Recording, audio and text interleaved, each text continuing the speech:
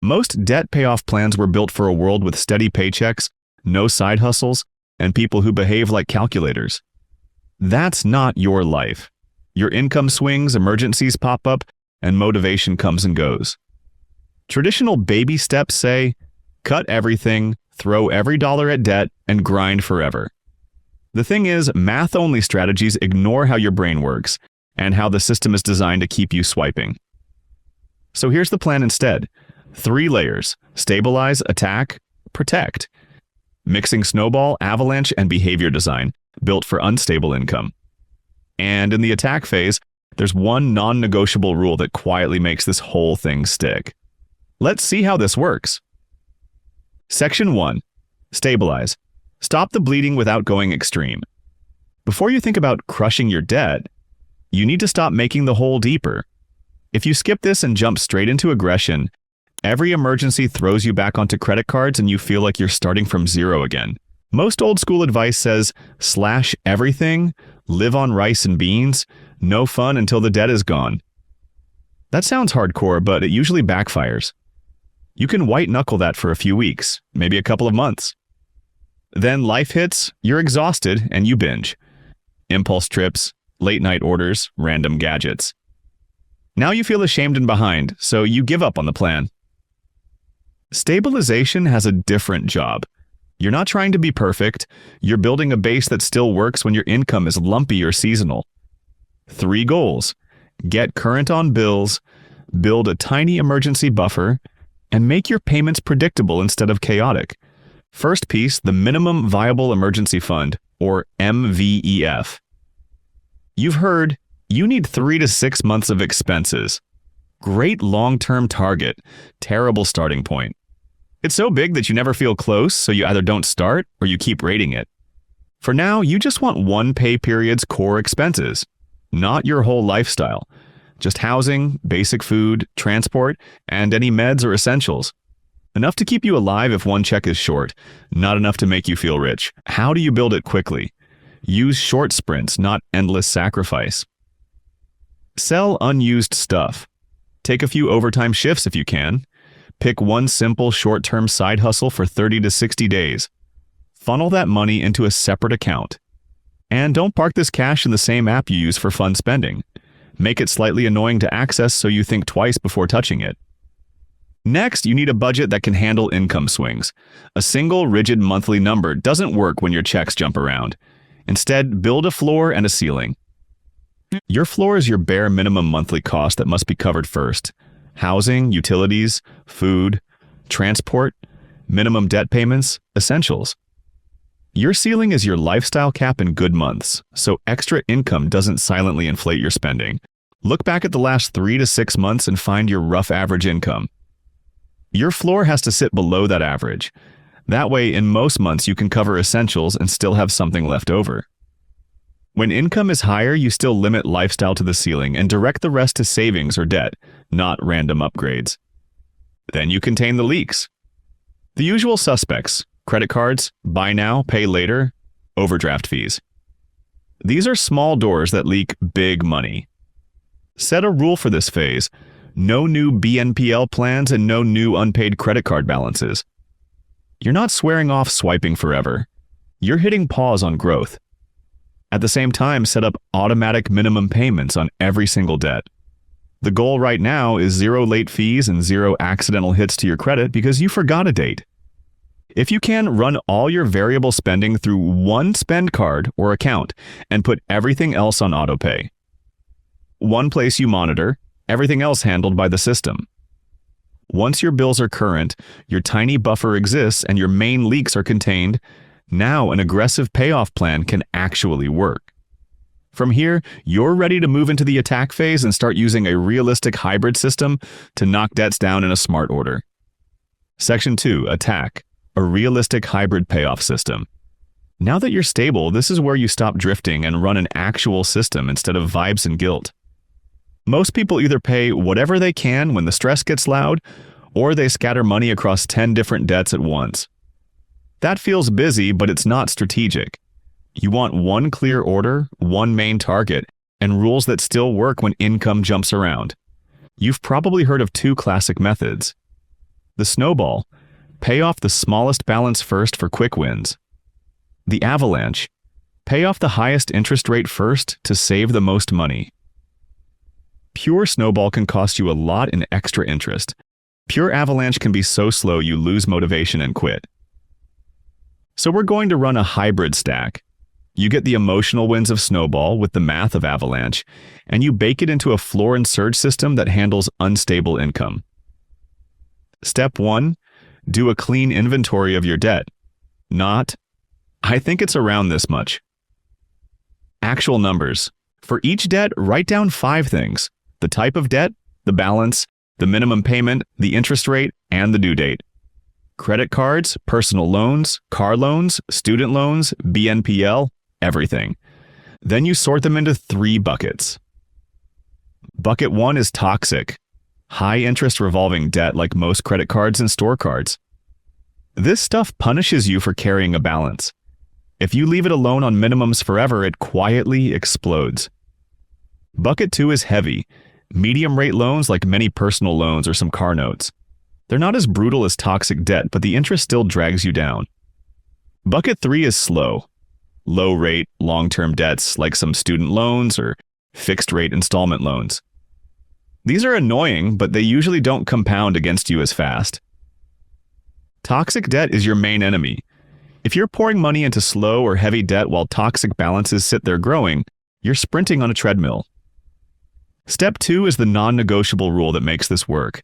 Minimum payments on every single debt get automated before you see spendable money. In your budget, minimums are treated like rent or utilities. They happen automatically, ideally right after you get paid. You don't decide whether to pay, the system pays. On top of that, you add a small mandatory extra debt payment. This might start as 10, 20, 50 bucks, whatever your stabilized floor can handle. But it's not whatever's left. It's a bill you owe your future self. The mistake most people make is waiting for leftovers. There are never leftovers. You tell yourself, I'll see what's left at the end of the month, and life conveniently eats it. The non-negotiable rule flips that script. Debt gets paid first, lifestyle adjusts after. Step 3 is setting your hybrid priority order. Phase A is your quick win zone. From your toxic and heavy buckets, pick 1 or 2 of the smallest, ugliest debts. Maybe that random store card or lingering BNPL balance that annoys you.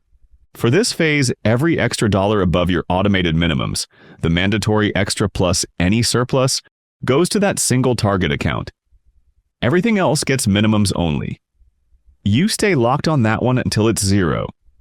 Then you roll its old payment into the next small target. This does 2 things. You free up monthly cash flow quickly, and you get visible wins early. That keeps your brain engaged. Once you've knocked out a couple of those, you move into Phase B, the interest kill zone. Now you take the remaining toxic and heavy debts and reorder them by interest rate, highest to lowest. You're basically in avalanche mode, but with more money freed up from Phase A. Again, you attack one target at a time. All freed up payments and any surges pile onto the highest rate debt until it dies. Then you roll that stack to the next. Phase C is the long tail zone. That's where your slow, low-rate, long-term debts live. By the time you reach this zone, toxic and heavy enemies are either gone or controlled. Here, you've got options. You can keep paying these on schedule while you build savings and start investing. Or you can still attack them faster if that aligns with your goals. The key is they're no longer running your life. Step 4. Adapt this to volatile income with a floor and surge model. Your floor payment is simple. All automated minimums plus your mandatory extra. That number is baked into your floor budget, so even in bad months, you still hit it. Your surge payment is what happens in good months. When income beats your typical average and you've already covered your floor expenses and stayed under your ceiling lifestyle, that extra cash doesn't become impulse upgrades. Instead, you set one rule. In every good month, 80 to 100% of the surplus goes straight to your current target debt. You don't split it 5 ways. You don't let lifestyle creep eat it. You just spike the payment on that one account. Bad month? You keep the floor, pause the surge, and you don't beat yourself up. The system keeps running at low power instead of shutting off. Step 5. Design the emotional side. You need to see progress or you'll get bored and drift. So create a simple dashboard. This can be a note on your phone or a basic spreadsheet. Track 3 things: your total owed, your current target balance, and an estimated payoff date for that target based on your floor plus average surges. Then add a couple of powerful metrics: how much interest you're avoiding compared to minimum-only payments, and how many accounts you've killed so far. Each time you close an account, that's a micro milestone. Before you start, pre-decide tiny rewards for those milestones. A cheap meal out, a small thing you've delayed. Nothing that blows up your progress. The trap is celebrating by swiping a card and undoing 3 months of work. Keep the rewards small, fixed, and funded with cash you planned for. One more thing: edge cases. If you've got collections, charge-offs, or very old debts, the rules can get messy. Don't ignore mail. Know who actually owns the debt. Be careful about making promises you can't keep, because some agreements can reset timelines or change your legal situation. And if you're dealing with lawsuits, wage garnishment, or serious legal pressure, you need a qualified professional where you live. Use this hybrid system after the legal fire is contained. Once this attack engine is running, you'll feel real momentum. But without protection, one emergency can still throw you back to square one. That's why the next layer is all about making your progress harder to break. Section 3. Protect. Make your progress hard to break. The system is built so that one emergency sends you straight back to high-interest debt. Car repair, medical bill, a slow month at work. If there's no protection, the default move is to swipe or borrow. Protection flips that default so your future is less debt every month, not back to zero again. First layer, upgrade the emergency fund. You already built a tiny buffer. Now you grow it in stages. Stage 1 is 1 month of core expenses. Same idea as before: housing, basic food, transport, minimum debt payments, essential bills. Not vacations, not shopping, just survival mode if all you had was this fund. Stage 2 is 3 months of core expenses if your income is unstable, commission-based, gig-based, or seasonal. The more your income bounces, the thicker that cushion should be. Think of it like shock absorbers on a car. More bumps, more suspension. This doesn't wait until every debt is gone. Once your worst toxic debt is mostly dead, you start doing this in parallel. Simple rule: when you finish a major toxic account, take the surge money you were sending there and split it. Maybe half to the emergency fund, half to remaining debt. You're attacking and protecting at the same time. Second layer, automatic friction against new debt. If credit cards are your main trap, don't rely on being better. Change the environment. Lower limits where possible. Keep one main card with a reasonable limit for normal spending. Maybe a second low-limit card just for online subscriptions, and freeze or put away the rest. If buy now, pay later is your weak spot, remove the apps. Log out. Delete saved cards from favorite sites. Add a hard rule: any pay-in-4 decision has a 24-hour delay. You can still choose it tomorrow, but you can't do it in 10 emotional seconds. Apply a cooling-off system everywhere. No new debt decision happens instantly. First, you check your dashboard. Current balances, target debt, emergency fund. If you still want it after seeing the numbers and waiting a day, then decide. Most urges won't survive that process. The mistake is saying, "I'll just be more disciplined," while leaving all the traps wide open. Friction beats willpower over time. Third layer, income resilience. You've already seen how a good month can speed everything up. Now you want more ways to create those, or at least raise your floor. Even a small, reliable side income can change your whole picture. Focus on repeatable work, not random one-time windfalls. Something you can run month after month that reliably covers part of your floor expenses. Over time, aim for a fallback stream that could handle your core expenses by itself. That way, if your main job, client, or platform disappears, you're not immediately forced back into high-interest debt. That's managing systemic risk instead of hoping nothing breaks. Fourth layer, system check-ins. Once a month, do a quick 20-minute review. Are all minimums still automated? Any surprise fees or new debt slipped in? Is your floor and ceiling budget still accurate, or did rent and prices shift? Every quarter, run a deeper reset. Reorder your debt list if rates changed or some balances dropped a lot. Adjust your emergency fund target if your life changed. New city, new kid, new rent, new job. Use this as a status report, not a self-attack. The only question that really matters is, am I more stable than 3 months ago? If yes, the system is doing its job. Final layer, future-focused goals so you don't stall. Get clear on what you're buying back. Freedom, time, and the ability to say yes to better opportunities without asking a credit card for permission. As debt shrinks, redirect the same payment habits toward investing, skill building, and longer-term goals. The real win isn't just hitting zero, it's that you now run a money system that supports your choices instead of trapping you.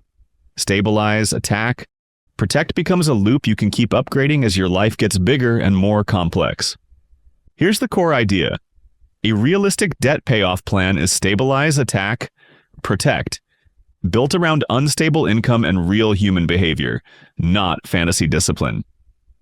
As John Maynard Keynes said, the difficulty lies not so much in developing new ideas as in escaping from old ones.